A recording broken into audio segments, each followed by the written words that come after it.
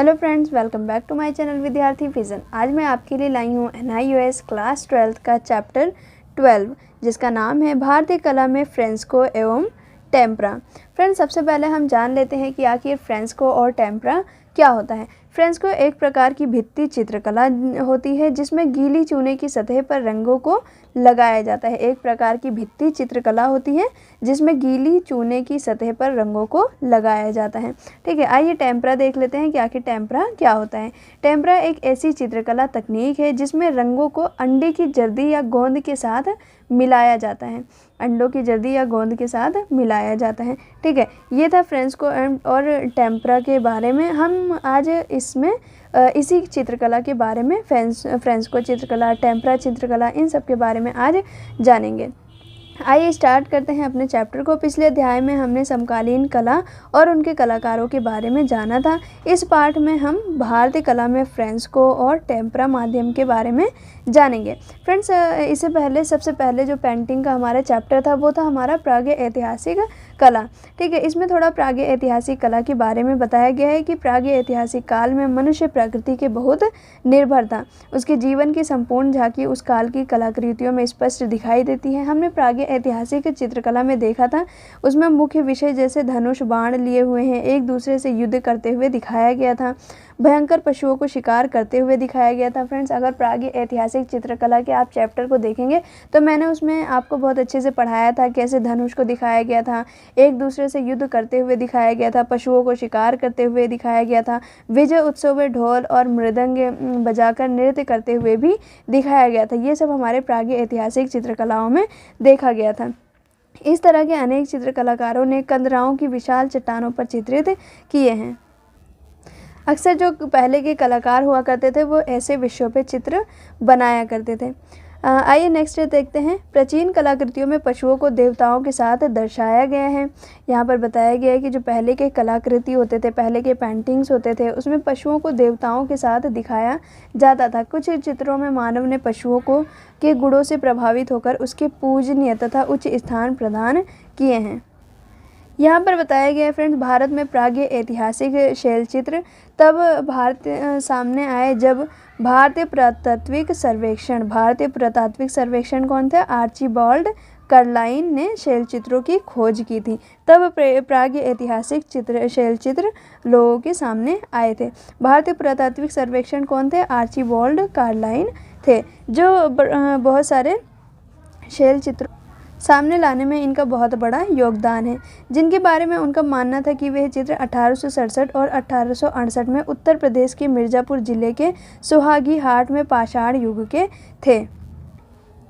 Friends, यहाँ पर जो हमारे भारतीय पुरातत्व सर्वेक्षण है उनका मानना था कि 1868 में और 1868 में उत्तर प्रदेश के मिर्ज़ापुर जिले के सुहागी हाट में पाषाण युग के थे कुछ शैलचित्र। वे चित्र आज की एक अंतर्दृष्टि प्रदान करते हैं उन लोगों का जीवन जिन्होंने उन्हें चित्रित किया।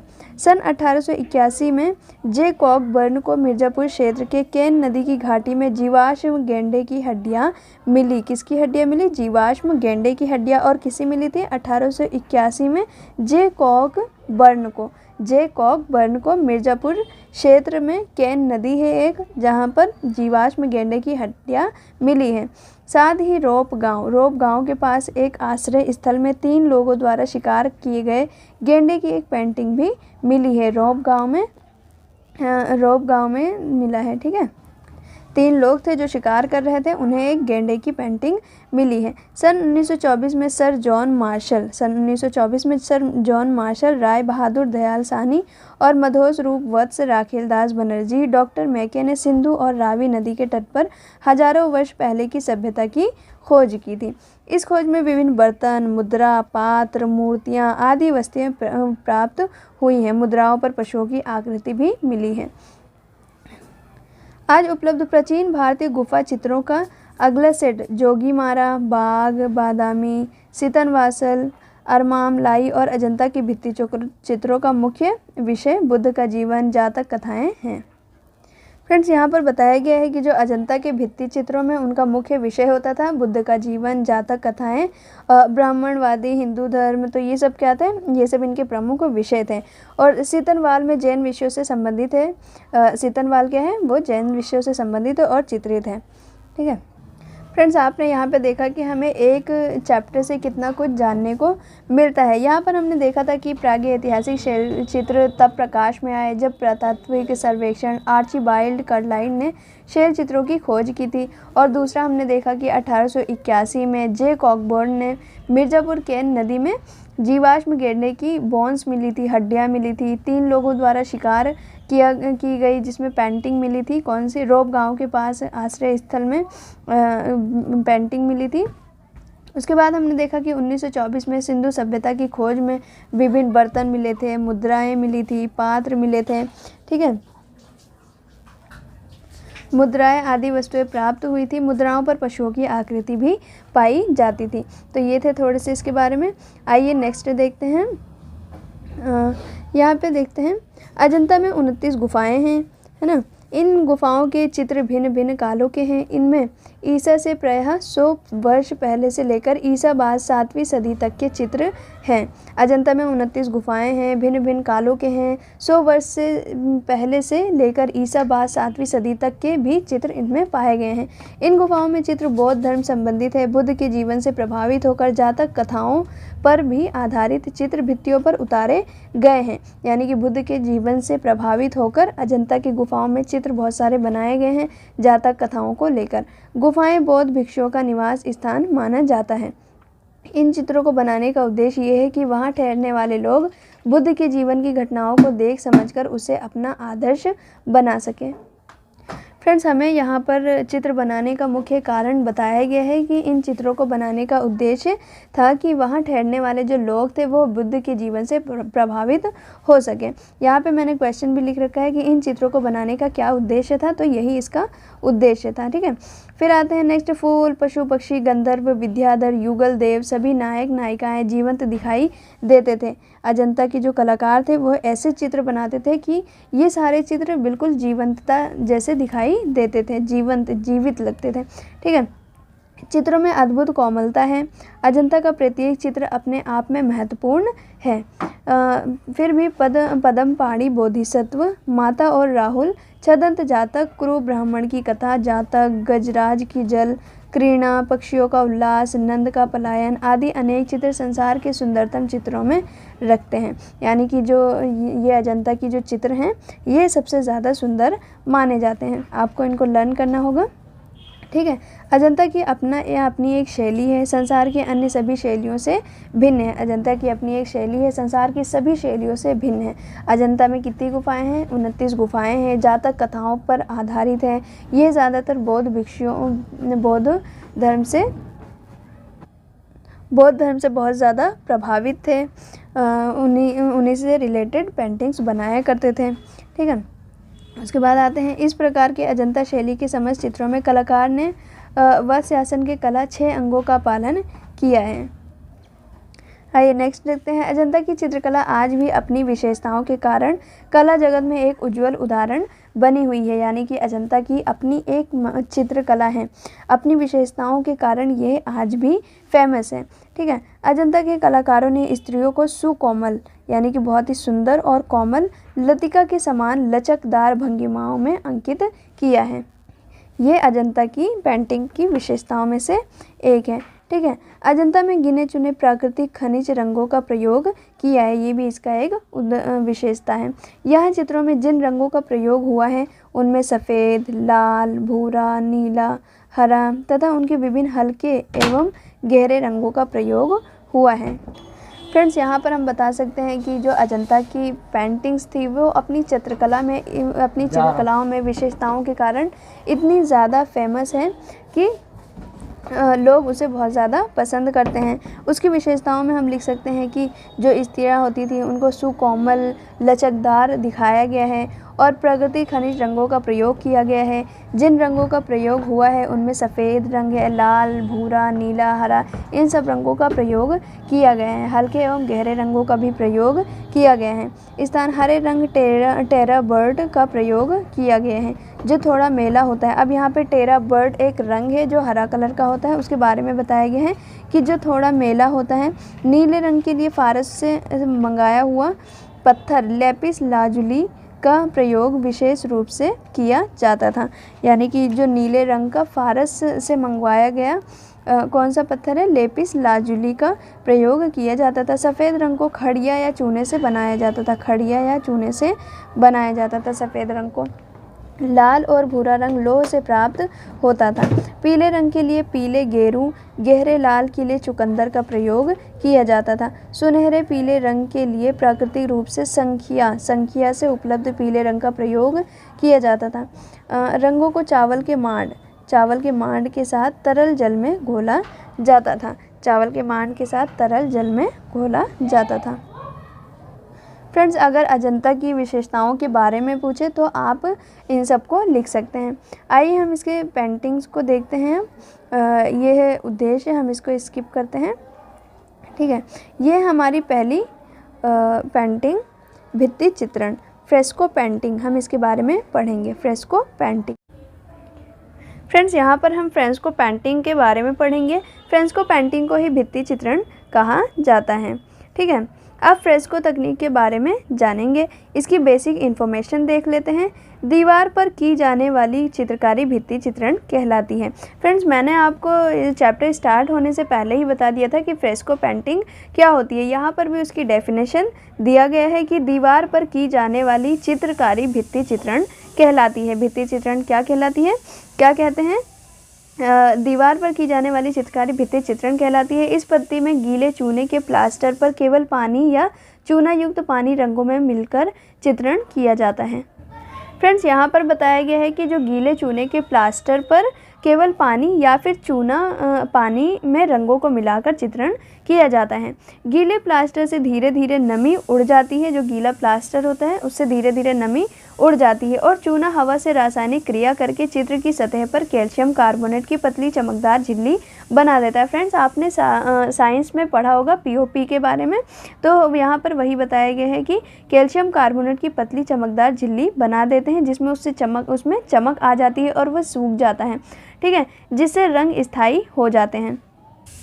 फ्रेंड्स, यहाँ पर आपने देखा कि भित्ति चित्र दीवारों पर बनाई जाती है और इसको पेंट करने के लिए चूने के प्लास्टर में थोड़ा सा पानी या फिर पानी में रंगों को मिलाकर पेंट किया जाता है, जिसके बाद में जो प्लास्टर होता है उसमें से नमी उड़ जाती है और जो चूना होता है वह हवा से रासायनिक क्रिया करता है और कैल्शियम कार्बोनेट बना देता है जिससे ये चमकदार बन जाता है। ठीक है, आइए देखते हैं चूना। चूने को मिट्टी के बर्तन में कुछ समय के लिए भिगो दिया जाता है जिससे चूने के अशुद्ध तत्व नीचे बैठ जाते हैं। इस भीगी अवस्था में चूना कई महीनों तक रह सकता है। जितना पुराना चूना होता है उतना ही मुलायम और चिकना ये हो जाता है। तो यहाँ पर बताया गया है कि पेंट करने के लिए चूने का भी प्रयोग किया जाता है और चूना जितना ही पुराना होगा उतना ही मुलायम और चिकना ये हो जाता है। संगमरमर का चूर्ण नदी की रेत में मिट्टी तथा अभ्रक की मात्रा अधिक होती है। जो नदी की रेत होती है उसमें मिट्टी और अभ्रक की मात्रा अधिक होती है जिससे प्लास्टर चटक सकता है, इसलिए संगमरमर का चूर्ण अधिक उपयुक्त रहता है। फ्रेंड्स, ये सब भित्ति चित्रों को बनाने के लिए क्या क्या प्रयोग किया जाता है उनके बारे में बताया जा रहा है। देखते हैं अब दीवार। भित्ति चित्र बनाने के लिए जिस आधार का निर्माण किया जाता है उसे दीवार या भित्ति कहा जाता है। यानी कि जो पेंटिंग्स बनाई जाती हैं वे दीवारों पर ही बनाई जाती हैं। तो यही बताया गया है कि जो दीवार होता है वह क्या होता है, भित्ति चित्र बनाने के लिए जिस आधार का निर्माण किया जाता है उसे दीवार या भित्ति कहा जाता है। दीवार का चयन करते समय कई बातों पर ध्यान होता है, जैसे वह वहाँ हो जहाँ हवा का उचित प्रवाह हो। यानी कि दीवार वहाँ पे होनी चाहिए जहाँ पर हवा का बहुत ही ज़्यादा प्रभाव हो। दीवार के आसपास सीलन नहीं होनी चाहिए क्योंकि अगर सीलन होगी तो पेंटिंग्स खराब हो सकती हैं। दीवार में कोई दरार नहीं होनी चाहिए। ठीक है, दीवार नहीं होनी चाहिए। यदि छत पर चित्र बनाने हो तो छत के पास रोशनदार हो जिससे वायु का आवागमन ठीक प्रकार से हो सके। ठीक है, यानी कि जो भित्ति चित्र हैं उसको बनाने के लिए मकान नया नहीं होना चाहिए, दीवार नई नहीं होनी चाहिए, यानी कि जितनी पुरानी होगी, जितना रोशनी और हवा वहाँ पे आएगी, पेंटिंग्स उतनी ही ज़्यादा शानदार दिखेगी। भित्ति चित्र में प्रयोग होने वाले रंग और उन्हें तैयार करने की विधि क्या क्या है, आइए देखते हैं। भित्ति चित्र में रंगों का प्रयोग सीमित होता है। भित्ति चित्रों में रंगों का प्रयोग क्या होता है, सीमित होता है। चूना सफ़ेद रंग के लिए प्रयोग में लाया जाता है। चूना ही सभी रंगों को जोड़ने का कार्य भी करता है। भारतीय परंपरा के अनुसार रामराज, हिरमिच, हिंगूर, गेरू, नील, तिल्ली के तेल से बना काजल अथवा कोयले का चूर्ण भित्ति चित्रण के प्रमुख रंग हैं। ठीक है, यहाँ पे रंगों के नाम बताए गए हैं कि रामराज, हिरचिच, हिंगुल, गेरू, नील, तिल्ली के तेल से बना काजल अथवा कोयले का चूर्ण भित्ति चित्रण के प्रमुख रंग है। आइए नेक्स्ट देखते हैं।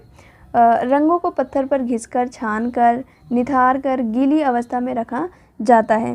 ठीक है, हिंगुल, सिंदूर आदि को भेड़ के दूध से घोंटकर नींबू के रस से शुद्ध किया जाता है। नींबू के रस से शुद्ध किया जाता है किसको, हिंगुल, सिंदूर और भेड़ के दूध में घोंटकर नींबू के रस से शुद्ध किया जाता है हिंगुल और सिंदूर को। फ्रेंड्स, ये है हमारी पेंटिंग मरणासन राजकुमारी। ठीक है, मरणासन राजकुमारी ये एक भित्ति चित्रकला है जिसको फ्रेंस्को चित्रकला भी कहते हैं। ठीक है, आप इसे देख लीजिए, फिर हम अपनी इसके बारे में पढ़ेंगे। आइए देखते हैं इसके शीर्षक। शीर्षक है मरणासन राजकुमारी। माध्यम क्या है इसका, टेम्परा। और रचनाकाल 5वीं सदी ईस्वी। स्थान कौन सा, अजंता महाराष्ट्र। कलाकार अज्ञात हैं, यानी कि इसके बारे में कुछ भी नहीं पता है। ये हमारी पेंटिंग मरणासन राजकुमारी। आइए इसके बारे में जान लेते हैं। अजंता की बेहतरीन चित्रों में से एक द डॉइंग प्रिंसेस बुद्ध के भाई नंद की पत्नी सुंदरी के अंतिम क्षणों का प्रतिनिधित्व करती है। फ्रेंड्स, यहाँ पर बताया गया है कि जो अजंता की बेहतरीन चित्रों में से कोई चित्र है तो द डॉइंग प्रिंसेस। फ्रेंड्स, आपको ये याद रखना पड़ेगा, द डॉइंग प्रिंसेस। ठीक है, जिसने उसे भिक्षु बनने के लिए छोड़ दिया था, यानी कि बुद्ध के भाई। ये पेंटिंग क्या दिखा रही है, बुद्ध के भाई नंद की पत्नी सुंदरी के अंतिम क्षणों का प्रतिनिधित्व करती है, जिसने उसे भिक्षु बनने के लिए छोड़ दिया था। यह भावनाओं को व्यक्त किया है कि करुणा, शरीर के नियंत्रित मोड़ और संतुलन हाथों और आंखों के भावपूर्ण इशारों द्वारा व्यक्त किया जाता है। मरणासन राजकुमारी के बारे में देखते हैं। मरणासन राजकुमारी एक तख्त के सहारे लेटी हुई है और एक महिला परिचारिका ने उसे पकड़ रहा था। ठीक है, यहाँ पे कुछ ऐसा दिखाया हुआ है, आप देख सकते हैं अगर आपको क्लियर पिक्चर दिखाई देती है तो। ठीक है, मरणासन राजकुमारी एक तख्त के सहारे लेटी हुई है, एक महिला परिचारिका ने उसे पकड़ रहा था।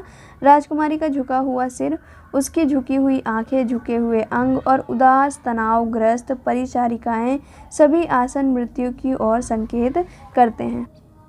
यद्यपि उसके पति ने उसे छोड़ दिया है, जो राजकुमारी मरणासन राजकुमारी थी उसके पति ने उसको छोड़ दिया है। इसके बावजूद अपने अंतिम क्षणों में मरणासन राजकुमारी के अत्यधिक चिंतित परिचारकों से घिरी हुई हैं, यानी कि जो मरणासन राजकुमारी है वह अत्यधिक चिंतित है और बहुत ज़्यादा परेशान है।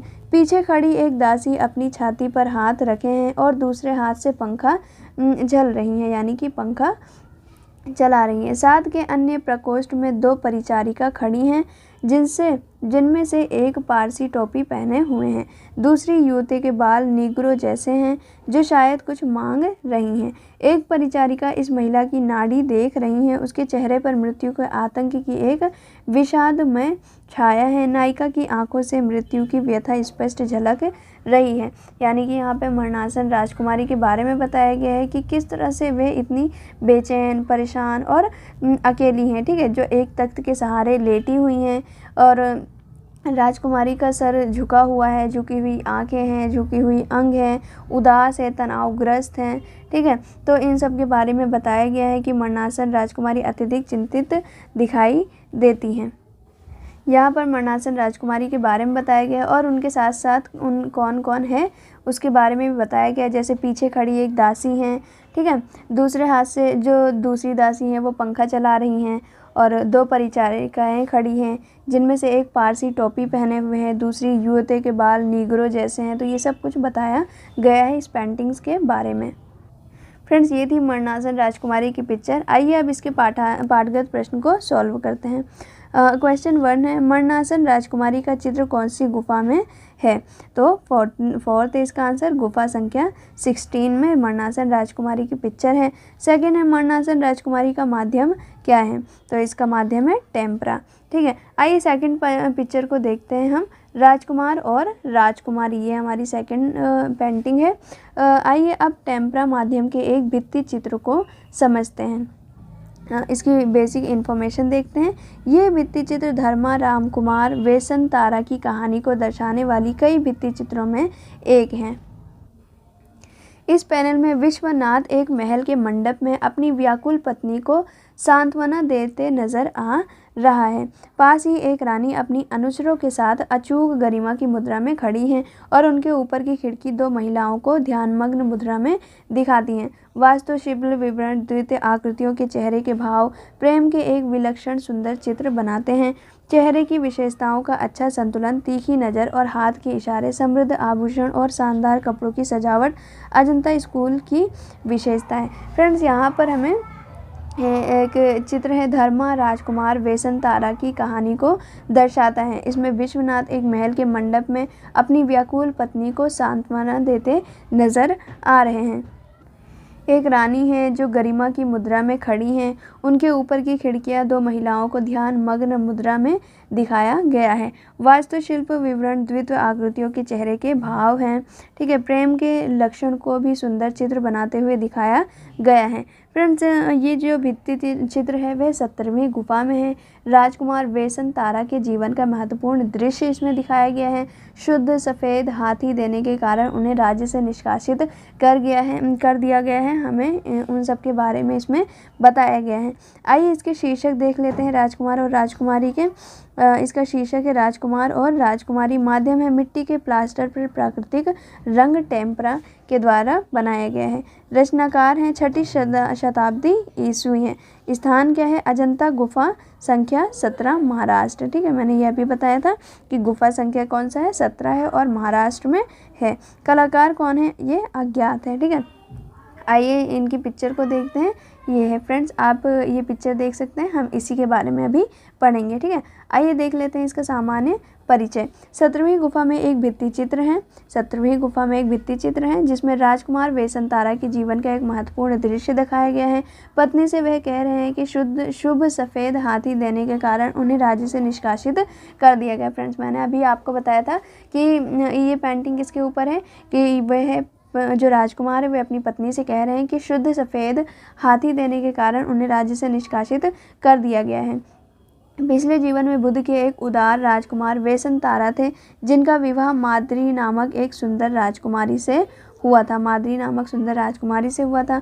उनके पास एक सफ़ेद हाथी था जो राज्य के लिए शुभ माना जाता था, यानी कि जो राजा थे और उनके राज्य के लिए वह हाथी शुभ माना जाता था। एक दिन जब पड़ोसी राज्य का एक प्रतिनिधि मंडल उनकी मदद मांगने आया क्योंकि वे सूखे का सामना कर रहे थे।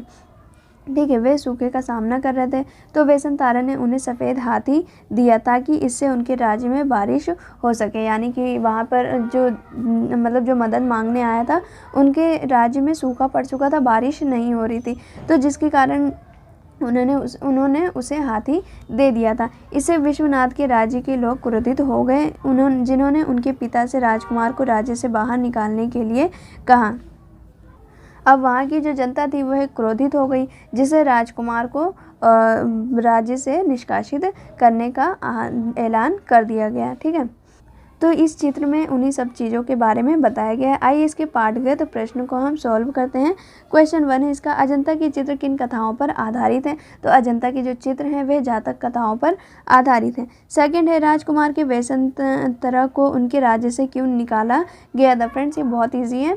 अभी मैंने बताया है कि क्योंकि वह बहुत ही ज़्यादा दयालु थे, उन्होंने अपना सबसे कीमती हाथी धर्म के नाम पर दान दे दिया। ठीक है, थर्ड है, राजकुमार और राजकुमारी का चित्र कौन सी गुफा में है? तो 17वीं गुफा में है। फोर्थ है, राजकुमार और राजकुमारी चित्र किस तकनीक से बनाया गया है? टेम्परा तकनीक से बनाया गया है। आइए नेक्स्ट पेंटिंग को देखते हैं। ये है हमारी पेंटिंग मार विजय जिसका नाम है। क्या है, मार विजय। अब एक अन्य चित्र मार विजय के विषय में हम जानेंगे। इसकी बेसिक इन्फॉर्मेशन देख लेते हैं। मार विजय के चित्रण में कलाकार ने अपनी पूर्ण योग्यता का परिचय दिया है। इस चित्र का अधिकांश भाग नष्ट हो चुका है। इस चित्र का संबंध उस घटना से है जब भगवान बुद्ध निर्वाण प्राप्ति के समीप पहुंच गए थे। फ्रेंड्स, यहाँ पर आपके लिए मेरी तरफ से एक क्वेश्चन है कि बुद्ध का बचपन का नाम क्या था। ये आप कमेंट बॉक्स में ज़रूर बताएंगे, ठीक है। इस चित्र का अधिकांश भाग नष्ट हो चुका था और भगवान बुद्ध, ये पेंटिंग भगवान बुद्ध से रिलेटेड है। जब भगवान बुद्ध निर्वाण प्राप्ति के समीप पहुंच गए थे, उसी समय कामदेव ने उन्हें तप से डिगाने का प्रयास किया। कामदेव ने उन्हें तप से, यानी कि उनकी जो तपस्या कर रहे थे उसको भंग करने की कोशिश की। इस चित्र में जहां अनेक कामुकतापूर्ण, भयंकर, क्रूर यानी कि क्रोध आकृतियाँ चित्रित हैं, वहीं तपस्या करते भगवान बुद्ध ध्यान मुद्रा में लीन बैठे हैं। एक लाल बौना उनको आंखें फाड़कर डराने का प्रयत्न कर रहा है। एक भयानक आकृति तलवार चला रही है। इसी प्रकार बहुत सी आकृतियाँ बुद्ध को तप से डिगाने का काम कर रही हैं। इस स्त्री को क्षमा याचना के रूप में चित्रित किया गया है। ऐसा प्रतीत हो रहा है कि उसे अपनी गलती का एहसास हो रहा है। फ्रेंड्स, यहाँ पर आपने देखा कि ये पेंटिंग बुद्ध से रिलेटेड है और कामदेव जो तप से डिगाने का प्रयास कर रहा है बुद्ध को, और बुद्ध ध्यान मुद्रा में बैठे हुए हैं। एक लाल बौना है, उनको आंखें फाड़ के डराने का प्रयत्न कर रहा है। तो ये सब चीज़ें इस पेंटिंग में दिखाए गए हैं, ठीक है। आइए आगे चलते हैं। ये है हमारी मार विजय पेंटिंग, आप अच्छे से देख लें। इसका शीर्षक देखते हैं। शीर्षक है मार विजय। माध्यम क्या है, मिट्टी के प्लास्टर पर प्राकृतिक रंग टेम्परा। रचनाकार कौन है, 5वीं शताब्दी ईस्वी। रचनाकाल कौन सा है, 5वीं शताब्दी ईस्वी। स्थान गुफा नंबर 1, अजंता, महाराष्ट्र में। कलाकार कौन है, अज्ञात है, इसके बारे में कुछ भी नहीं पता है। इसका सामान्य विवरण देख लेते हैं। यह चित्र 12 फुट ऊंचा और 8 फुट चौड़ा है। फ्रेंड्स, इसको आप याद रखेंगे, ये बहुत ही ज़्यादा इंपॉर्टेंट है कि ये जो चित्र है वह 12 फुट ऊंचा और 8 फुट चौड़ा है। यह जातक कथाओं पर आधारित है। महात्मा बुद्ध के पूर्व जन्म की कथाएं हैं जिसे उन्होंने स्वयं अपने उपदेश में सुनाया है। यानी कि जो बुद्ध हैं उन्होंने स्वयं अपने उपदेश में ये सुनाया है और बताया है कि वे कई जन्मों से इसी प्रकार अवतीर्ण होते आ रहे हैं। इस चित्र को देखकर भगवान बुद्ध की आंतरिक सौम्यता और शांति के दर्शन हो रहे हैं। इस चित्र में हस्त मुद्राएं और नेत्र के भाव बहुत उल्लेखनीय हैं। चित्र की रेखाएं सुडौल हैं, शक्तिशाली हैं। विशेष रूप से क्रूप चेहरे, गंजे सिर और बुद्ध को डराने का प्रयोग करती आकृतियां कलाकार की अपनी पैनी दृष्टि का परिचय है। फ्रेंड्स, यहाँ पर इसकी विशेषताओं का वर्णन किया गया है कि ये जो चित्र है वह 12 फुट ऊंचा और 8 फुट चौड़ा है। जातक कथाओं पर यह आधारित है। महात्मा बुद्ध के पूर्व जन्म की कथाएँ हैं, ठीक है।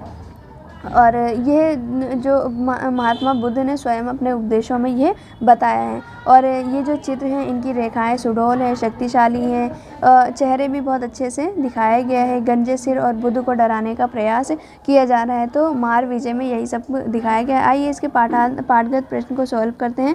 क्वेश्चन नंबर है, मार विजय का क्या तात्पर्य है। तो भगवान बुद्ध का अपनी इंद्रियों पर विजय प्राप्त करना ही इसका तात्पर्य है। सेकंड है, मार विजय का चित्र किस गुफा में है। तो अजंता की गुफा नंबर 1 में मार विजय का चित्र गुफा नंबर 1 में है, ठीक है।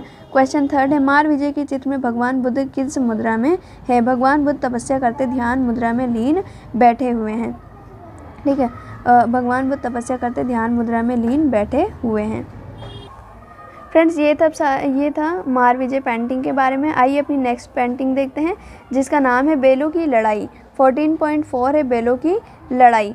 आप जानते हैं कि अजंता की भित्ति चित्रकला के महत्वपूर्ण नमूने हैं। आइए टेम्परा माध्यम के ही और चित्र बेलों की लड़ाई के बारे में जानते हैं। ये भी टेम्परा माध्यम के द्वारा ही बनाया गया है। इसकी बेसिक इन्फॉर्मेशन देख लेते हैं। अजंता का कला मंडप सुसज्जित है। अजंता का जो कला मंडप है वो सुसज्जित है। खंभों, दीवारों, छतों, आंगन और महावराबों पर बुद्ध से जुड़े दृश्यों और उपांकनों से चित्रित है। यानी कि ये भी किससे रिलेटेड है, बुद्ध से ही रिलेटेड है। इन आलेखनों में कलाकारों ने मानव, पशु, पक्षी, हाथी, बैल, फल, फूल रेखाओं से आलेखनों में प्रयोग किया गया। यानी कि इसके रेखाओं में हाथी, बैल, फल, फूल और पशु पक्षियों का प्रयोग किया गया है। इन आलेखनों का संयोजन विधि पूर्ण है। अजंता के चित्रकार समकालीन जीवन के सभी पहलुओं से परिचित है। जो अजंता के समकालीन चित्रकार हैं वे समकालीन जीवन के सभी पहलुओं से बहुत ही ज़्यादा परिचित हैं। उन्होंने देहाती जीवन की तरह दरबारी दृश्यों को भी उतनी ही कुशलता से चित्रित किया है। उन्हें गतिशील आकृतियाँ चित्रित करने में आनंद आता है। यानी कि गतिशील आकृतियाँ यानी कि ऐसी आकृतियाँ जो वर्किंग करते हुए दिखाया गया हो। गुफा 1 में एक कोष्ठक पर चित्रित लड़ते हुए बेल अजंता के उस्तादों की कला का एक उदाहरण है। आइए इसके शीर्षक देख लेते हैं। बेलों की लड़ाई। माध्यम क्या है? टेम्परा माध्यम से बनाया गया है। रचना काल 5वीं शताब्दी ईस्वी है। स्थान कौन सा है? गुफा नंबर 1 अजंता महाराष्ट्र में ही है। कलाकार क्या है? अज्ञात है, हमें नहीं पता इसके बारे में। ये है फ्रेंड्स पिक्चर, आप देख सकते हैं जिस तरह से उसमें बताया गया था कि बिल्कुल गतिशील है, वैसे ही ये ऐसा लग रहा है कि ये रियल में लड़ाई कर रही हो, है ना, वर्किंग करते हुए इन्हें दिखाया गया है।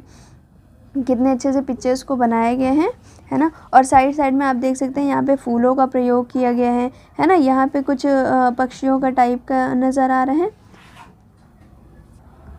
मतलब ये सही है कि पेड़ पौधों और फूलों का भी प्रयोग इसमें किया जाता था। ठीक है। बेलों की लड़ाई। आइए इसके सामान्य विवरण देख लेते हैं। इस चित्र में लड़ने वाले सांडों के बल और शक्ति को दर्शाया गया है। यानी कि यह चित्र किस पे आधारित है? बल और शक्ति पर। इनकी शक्ति और बल को दिखाया गया है। उनका सुंदर सुडौल शरीर, नुकीले सींग, उठी हुई पूँछ, नुकीले सींग देख सकते हैं ना, उठी हुई पूँछ, ये देखिए, और बड़े कुबड़ उसकी पहचान है। झुंड के नेता के रूप में उसके सींग बंधे हुए हैं। खुर भूमि को रगड़ रहे हैं। ठीक है। नाखूने आक्रामक रूप से भड़क उठे हैं। अजंता के कलाकार ने अन्य सभी चित्रों को अलग अलग रंग में रंगा है। फ्रेंड्स यहाँ पर आप देख सकते हैं कि कोई भी चित्र एक रंग में नहीं है, सारे अलग अलग कलर से रंगा गया है। ठीक है। कितने सुंदर से दिखाया गया। ये देखिए इनके कुबड़ कितना उठा हुआ दिखाया गया है, पूँछ उठी हुई है और सुडौल बिल्कुल आकृति रियल लग रही है ना। भूमि खुर भूमि को रगड़ रहे हैं। खुर ये होता है जो इसके नेल्स होते हैं ना, वो होते हैं। नथुने आक्रामक रूप से भड़क उठे हैं। अजंता के कलाकार ने सभी चित्रों को अलग अलग रंगों में रंगा है। बेल पशुओं के चित्रण को पुष्ट सजीव करने के लिए उसकी पूँछ और पैरों को चित्रित किया है। मुद्राओं में दर्शक लड़ाई की पशु शक्ति को महसूस कर रहे हैं। ठीक है। मतलब ऐसी मुद्रा बनाई गई है कि ऐसा लग रहा है कि ये रियल में लड़ रहे हो। यह रेखाओं का प्रवाह रचना की विशेषता है। ठीक है। ये थी बेलों की लड़ाई। आइए इसके पाठगत प्रश्न को सॉल्व करते हैं। क्वेश्चन 1 है, बेलों की लड़ाई का चित्र कहाँ स्थित है? तो गुफा संख्या 2 में खंबे के ब्रेकर पर बना है। ठीक है। सेकंड है, बेलों की लड़ाई को देखकर क्या प्रभाव पड़ता है? तो अजंता में छत, खंभों, दीवारों, मेहराबों पर यह बना है। थर्ड है, बेलों की लड़ाई एक महत्वपूर्ण चित्र क्यों है? क्योंकि यह अजंता के चित्रकारों को दर्शाता है। फ्रेंड्स ये थे हमारे पाठगत प्रश्न। आइए देखते हैं कि आपने क्या सीखा। फ्रेंस्को और टेम्परा के बारे में हमने जाना था। ठीक है। फ्रेंस्को और टेम्परा। फ्रेंस्को में हमने पढ़ा मरनासन राजकुमारी जो टेम्परा माध्यम से 5वीं ईस्वी में बनाया गया था। टेम्परा में हमने राजकुमार और राजकुमारी की पेंटिंग को देखा था, जिसमें से मार विजय की पेंटिंग को देखा था। टेम्परा माध्यम से बनाए गए थे ये दोनों पेंटिंग। ये 6वीं शताब्दी का है और ये 5वीं शताब्दी का है मार विजय। ठीक है। हमने इसके बारे में पढ़ा था। फ्रेंड्स ये है हमारे बुक के कुछ महत्वपूर्ण क्वेश्चन आंसर्स जिनको हम सॉल्व करेंगे। आइए देखते हैं इसके क्वेश्चन 1 को। भित्ति चित्रण किसे कहते हैं?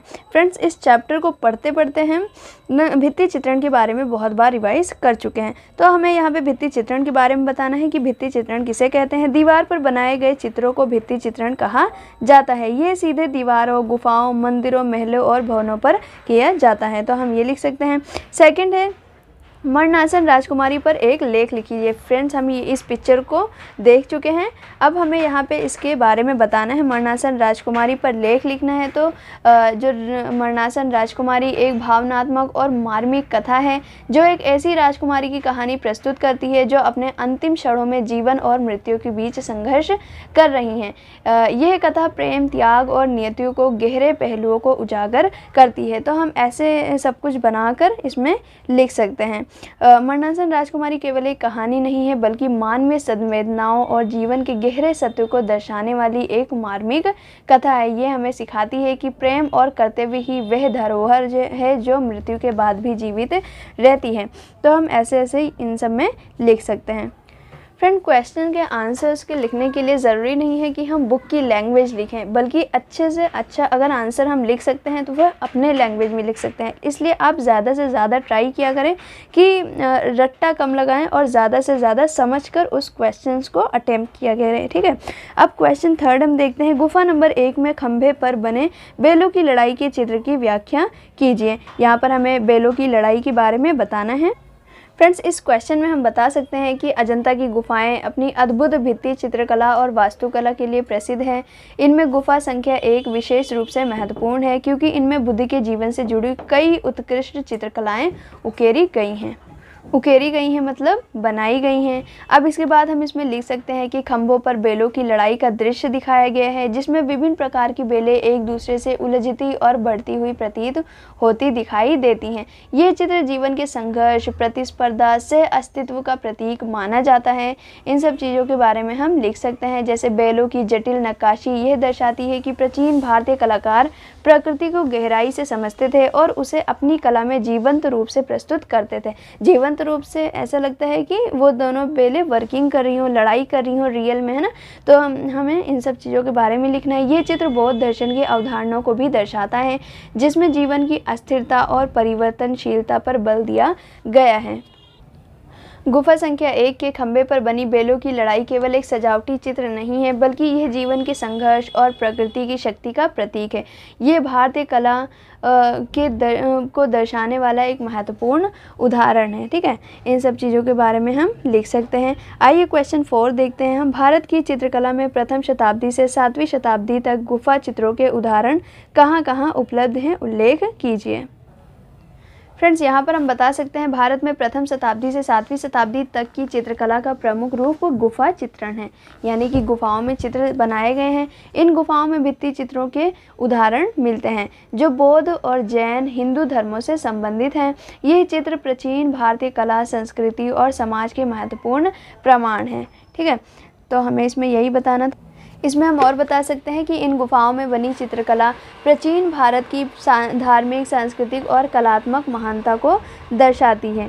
ठीक है, विशेष रूप से अजंता, बाघ और सिटान वासल की भित्ति चित्रकला को भारतीय कला के स्वर्ण युग का प्रतीक माना जाता है। स्वर्ण युग का प्रतीक किसे माना जाता है?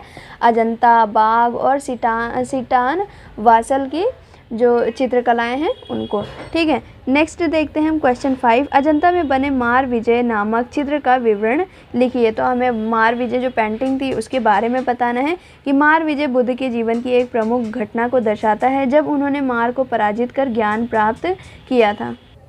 फ्रेंड्स, इसमें हम बता सकते हैं कि इस चित्र में भगवान बुद्ध को ध्यान मग्न मुद्रा में दर्शाया गया है। उनके चारों ओर मार और उसकी सेना को विभिन्न रूपों में दिखाया गया है। मार बौद्ध ग्रंथों के अनुसार इच्छाओं और मोह का प्रतीक है जो ध्यान के मार्ग में बाधा उत्पन्न करता है। किसके? बुद्ध के ध्यान के मार्ग में बाधा उत्पन्न करता है। चित्र में उसकी सेना को भयानक और विकृत रूपों में दिखाया गया है, भयानक रूपों में दिखाया गया है जो बुद्ध को विचलित करने का प्रयास कर रहा है, यानी कि बुद्ध की जो ध्यान मुद्रा है उसको विचलित करने का प्रयास कर रहा है। ठीक है, बुद्ध इस चित्र में पूरी तरह स्थिर और ध्यानस्थ मुद्रा में बैठे हुए हैं। उन्होंने अपने दाएं हाथ की उंगली से धरती को स्पर्श किया है, जिसे भूमि स्पर्श मुद्रा भी कहा जाता है। यह मुद्रा दर्शाती है कि उन्होंने पृथ्वी को अपनी साधना का साक्षी बनाया और सत्य के मार्ग पर अडिग रहे। तो हम ये सब कुछ बना के लिख सकते हैं और कुछ मतलब हमें लिखना है। ठीक है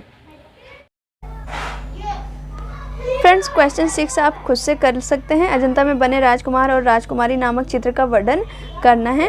ठीक है, क्वेश्चन 7 भी चित्र में राजकुमारी की क्या हालत है मैंने चैप्टर में आपको पहले से ही बता दिया है। ठीक है, ये बहुत इजी है, आप कर सकते हैं। क्वेश्चन 8 देखते हैं हम। अजंता के भित्ति चित्रों की प्रमुख विशेषताएं लिखिए। तो अजंता की भित्ति चित्रों की प्रमुख विशेषताओं के बारे में हम लिख सकते हैं। प्राकृतिक रंगों का प्रयोग किया गया था, मुलायम घुमावदार रेखाओं का प्रयोग किया गया था, चेहरे और मुद्राएं जीवंत दिखाई दे रही थी, राजा, राजकुमारी, आम जनता, संगीतकारों का जीवन चित्रण भी किया गया है। ठीक है, क्वेश्चन 9 है, मारविजय का आकार लिखिए। फ्रेंड्स, मारविजय यह एक आयताकार चित्र है। मारविजय का आकार अजंता गुफाओं के अन्य चित्रों की तरह बड़ा और विस्तृत है, ठीक है, जिसमें बुद्ध के ज्ञान प्राप्ति के क्षण को दिखाया गया है। और इसमें आप लिख सकते हैं कि यहाँ पर 12 फुट ऊंचा था।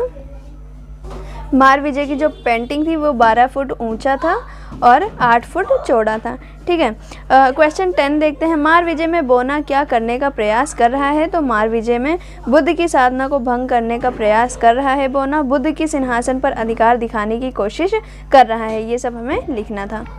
फ्रेंड्स, ये थे हमारे कुछ महत्वपूर्ण question answers and I hope कि आपको हमारी ये वीडियो बहुत आपके लिए हेल्पफुल रही होगी। एंड अगर वीडियो पसंद आए और हमारा एक्सप्लेनेशन आपको अच्छे से समझ आया होगा तो वीडियो पसंद आए तो लाइक, सब्सक्राइब एंड शेयर ज़रूर करें। एंड मिलते हैं नेक्स्ट वीडियो में, तब तक के लिए जय हिंद।